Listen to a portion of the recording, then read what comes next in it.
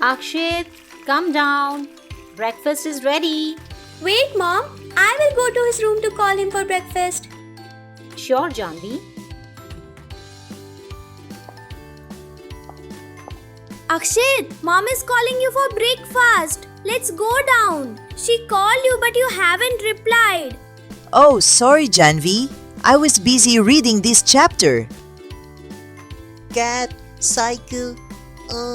Janvi, why does cat start with a K sound but cycle starts with S sound? I'm confused. I can't come down because I have to read the chapter and understand the concept. Akshit, why are you so worried? Oh, Janvi, I am very confused about sounds. No problem, Akshit. I will help you. Akshit, that's because the letter C can make two different sounds. Sometimes it makes the K sound like in cat, other times it makes the S sound like in cycle. Look, Akshit, when C comes before A, O or U, it usually makes the K sound. That's why we hear K in words like cat, cot and cup. But when C comes before E, I or Y, it usually makes the S sound. So we hear S sound in words like cycle, ice and city. Oh, I got it, Janvi.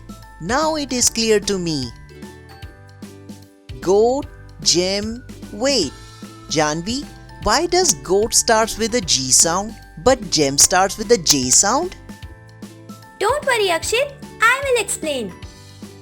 Akshit, just like C, the letter G can also make two different sounds.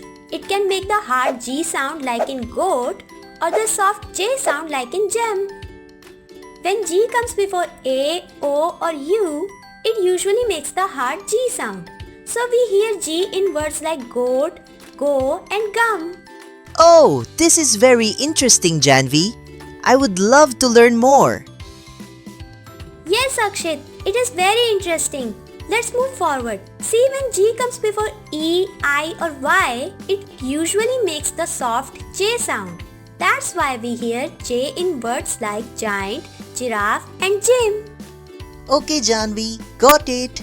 Now it is clear to me. See, Akshit, understanding the sounds of C and G can help us read and spell words correctly. Keep practicing and you'll get even better. Yes, I will, Janvi.